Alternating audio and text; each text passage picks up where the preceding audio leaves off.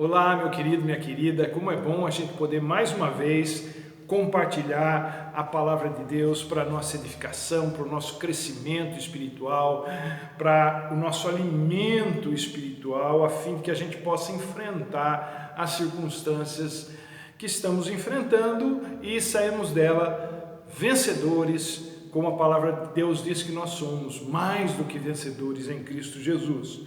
E eu escolhi hoje para nós meditarmos um texto que se encontra no Êxodo, no capítulo 14, muito conhecido nosso, a gente já viu em filme, já viu em novela, mas não tem nada que provoque algo na nossa vida como a palavra de Deus. Filme e novela são interpretações daquilo que Deus fez, mas quando a gente lê a palavra de Deus, é Deus falando. É o fato de que Deus fala conosco através da história. Então, o texto é Êxodo 14, a partir do verso 21, que diz o seguinte: Então Moisés estendeu a mão sobre o mar, e o Senhor afastou o mar, e o tornou em terra seca, com um forte vento oriental que soprou toda aquela noite. As águas se dividiram, e os israelitas atravessaram pelo meio do mar em terra seca, tendo uma parede de água à direita e outra parede de água à sua esquerda. Os egípcios os perseguiram, e todos os cavalos, carros de guerra e cavaleiros do faraó foram atrás deles até o meio do mar. No fim da madrugada, do alto da coluna de fogo e de nuvem, o Senhor viu o exército dos egípcios e o pôs em confusão.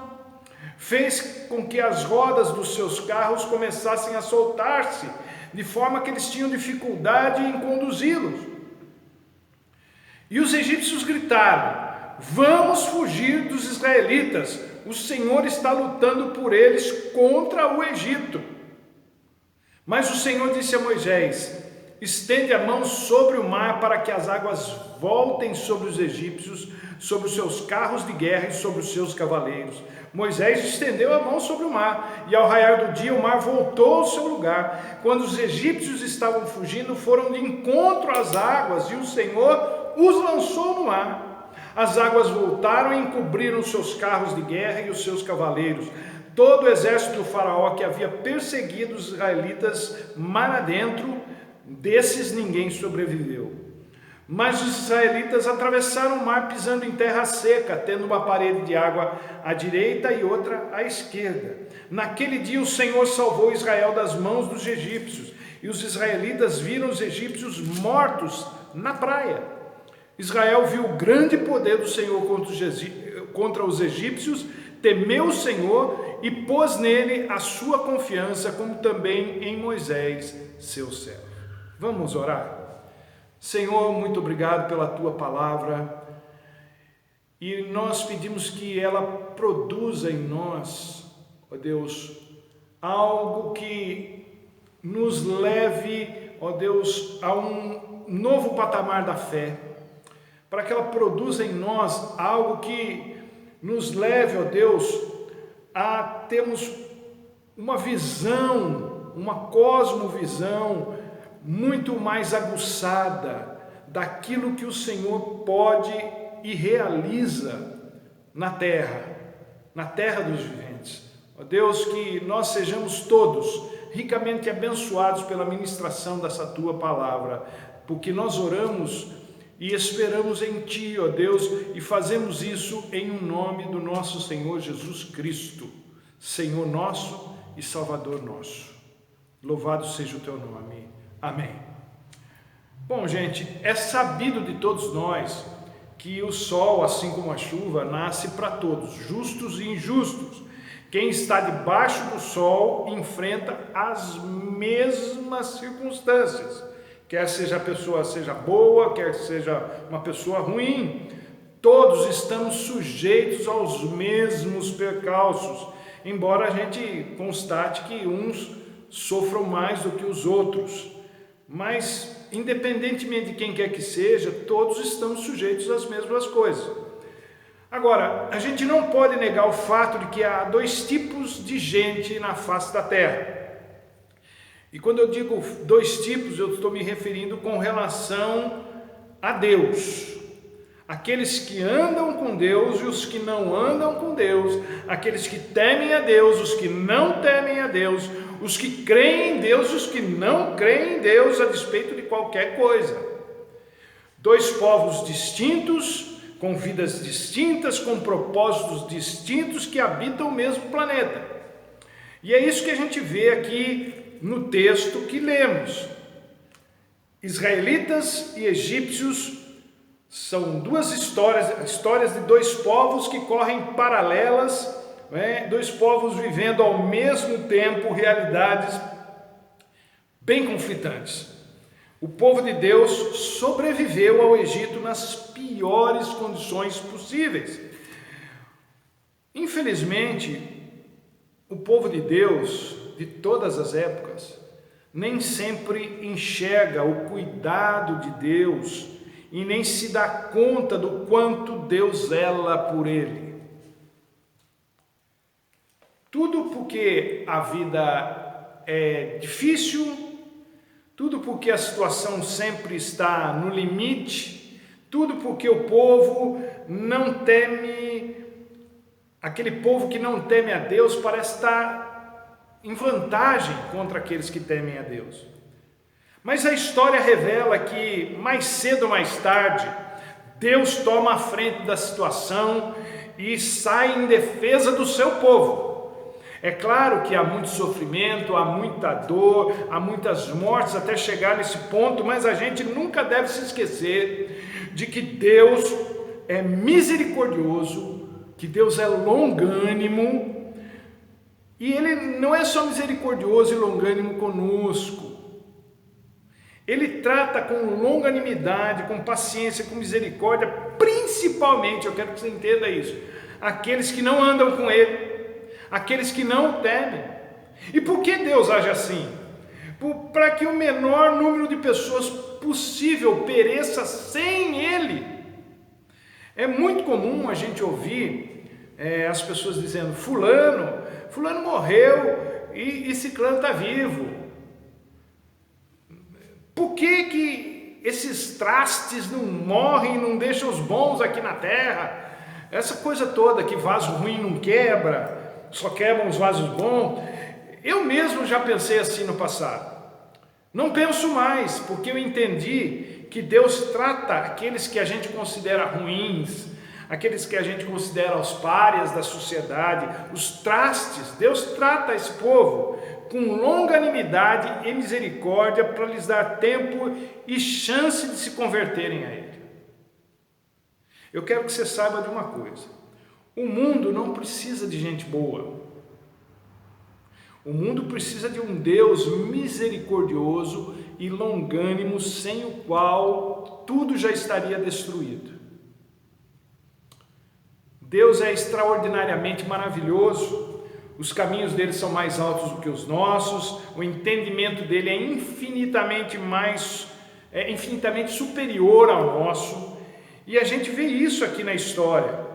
Dois povos compartilhando o mesmo mundo, a mesma realidade natural, mas completamente divorciados no que diz respeito à realidade espiritual. Isso é muito interessante.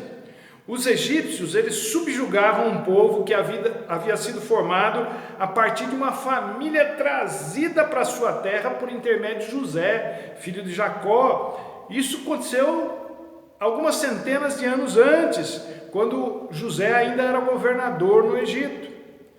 Então Israel, enquanto povo, ele foi formado no Egito, uma formação não muito boa, mas isso não impediu o seu crescimento e não impediu que eles tivessem acesso ao Deus de Abraão, Isaque e Jacó. Eles foram formados, Israel foi formada à sombra dos deuses do Egito e sobreviveu para buscar a sua própria independência. Mas a gente não pode se iludir com Israel, achando que Israel era melhor do que os egípcios, porque não era. Não era um povo santo no sentido que o senso comum pensa a respeito de santidade. Era um povo escolhido por Deus, mas de uma mediocridade espiritual sem comparação. Aquilo que a gente hoje chamaria de sem noção espiritual. Mas Deus tinha algo com Israel, e isso foi suficiente para o êxodo mais espetacular de toda a história e todos os desdobramentos desde então até hoje. Deus tem algo com você, Deus tem algo comigo, conosco, a despeito da nossa qualidade enquanto povo dele.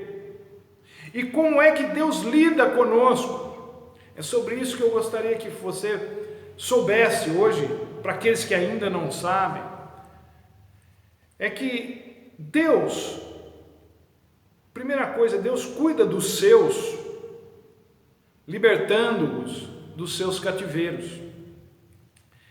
Vejam que o que aconteceu com os israelitas no Egito é uma história repetida, é a história de sempre. Eu creio que a história é linear, ela tem começo, meio e fim. Mas também vejo que os erros dos homens, eles são cíclicos, não é? De tempos em tempos a gente comete os mesmos erros, sempre.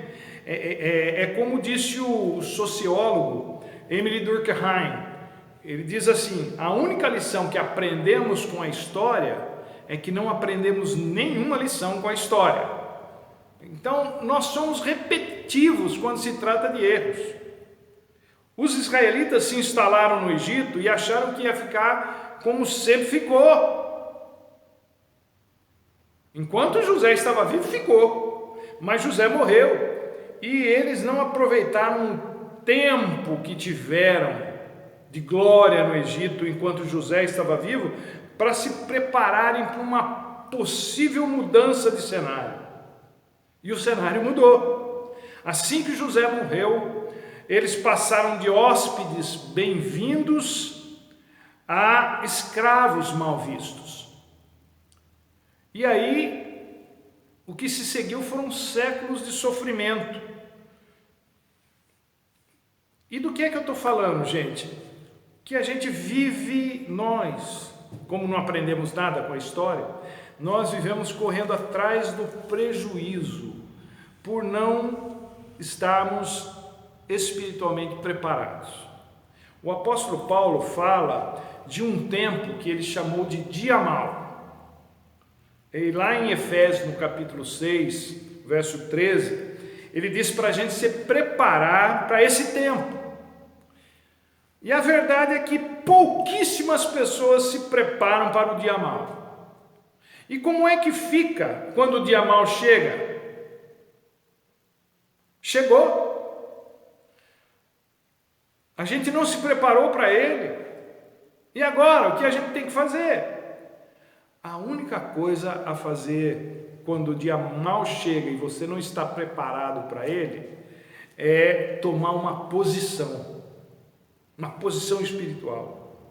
Quando o dia mau chega, não dá mais para fazer planos, não dá mais para se preparar, não dá mais para sonhar. A gente tem que assumir uma posição e lutar a partir daí.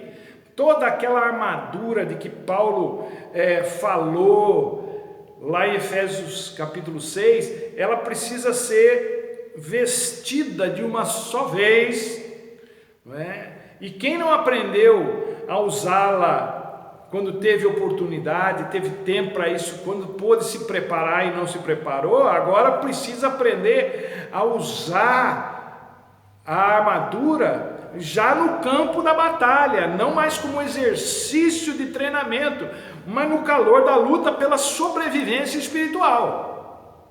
Não estava preparado, não estava preparada para esse turbilhão de acontecimentos que foi desencadeado nas nossas vidas.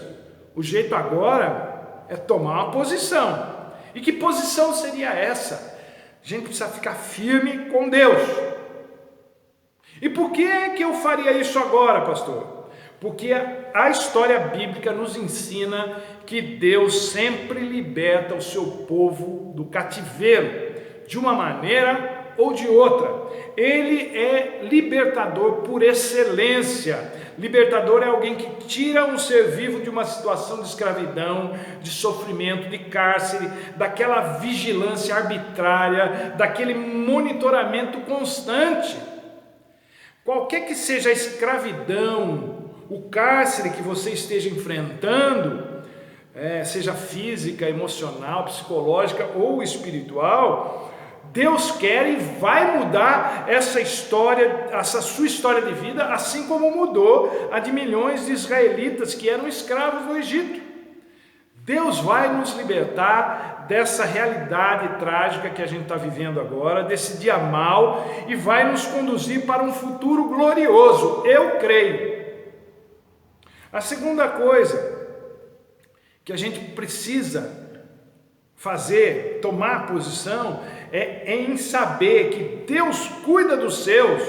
De que maneira? Mantendo-os fortes e saudáveis o suficiente para suportarem as piores condições. Eu sei que isso pode não servir de consolo para você, mas deveria. O vigor que Deus dá ao seu povo, principalmente em tempos difíceis, é algo fora do comum. Apesar de todo o esforço dos egípcios para inibir as forças e a fé dos israelitas, submetendo esse povo a trabalhos forçados, cada vez mais pesados, com cada vez mais horas de trabalho e sem uma alimentação adequada, apesar de tudo, de todo esse sofrimento, toda essa pressão e opressão, o povo se multiplicava e se fortalecia. Sabe o que é interessante nessa história, gente?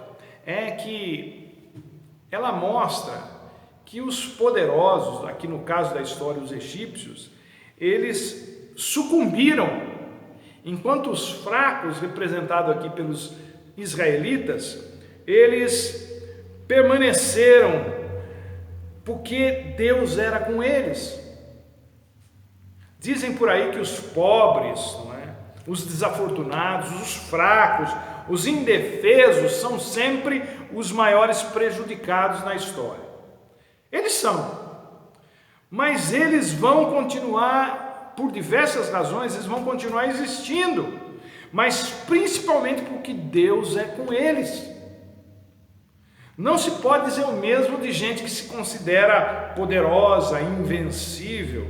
Quando eu estava pensando nesse aspecto, eu me lembrei de um texto que eu li, quando eu estava no seminário, na década de 80 ainda, do Rubem Alves, que ele chamou de A Lógica dos Dinossauros. Lá nessa crônica que ele faz, nessa história que ele conta, ele explora bem essa questão da extinção dos dinossauros. E aqui não importa se você acredita ou não na existência dos dinossauros, mas eu quero falar dessa linha de pensamento, de raciocínio.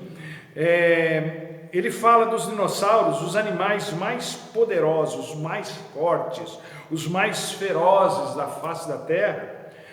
Eles foram extintos em função de uma catástrofe causada pela queda de um meteoro. Então, os grandes, os poderosos, os terríveis, eles sucumbiram, eles foram extintos, mas as suas primas, as lagartixas, bem mais frágeis, bem mais insignificantes, continuam existindo até hoje. Eu gostei disso, eu achei muito interessante essa comparação. Os egípcios, eles se julgavam uns tais, e para eles os israelitas não passavam de lixo. Agora, o lixo saiu do Egito e passou pelo mar ileso. E os que se achavam os tais sofreram perdas irreparáveis com as pragas e assistiram o seu poderoso exército sendo engolido pelas águas do mar. Gente, ser grande, ser poderoso, ser forte até pode parecer muito atraente, e é mesmo, mas na verdade é uma faca de dois gumes. Os grandes, por incrível que pareça, são bem mais frágeis do que os pequenos. Porque eles não lidam nada bem com o seu próprio sofrimento, eles não lidam nada bem com a sua própria privação. A gente não precisa ser grande, não precisa ser forte, a gente só precisa de um Deus grande, de um Deus forte, isso nós temos. A igreja, desde o seu início, e em muitos lugares do mundo, tem sobrevivido às piores condições possíveis. Sabe por quê? Porque nada pode destruir aquilo que Deus edificou. Deus vai nos manter fortes e saudáveis o suficiente para passarmos por esse período, por essa pandemia. Sabem o que mais Deus faz pelos seus?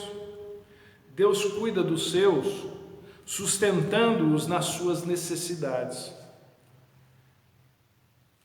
Quando a gente lê a história do povo de Israel que sai do Egito,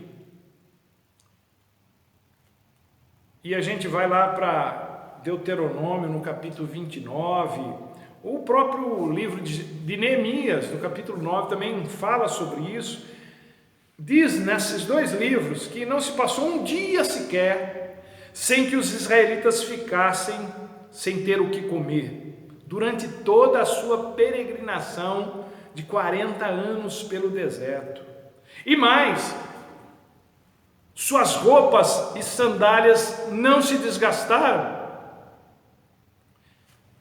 Eu sei que muita gente está preocupada com o que vai acontecer, economicamente falando, o que é natural. E eu disse natural, mas não é espiritual.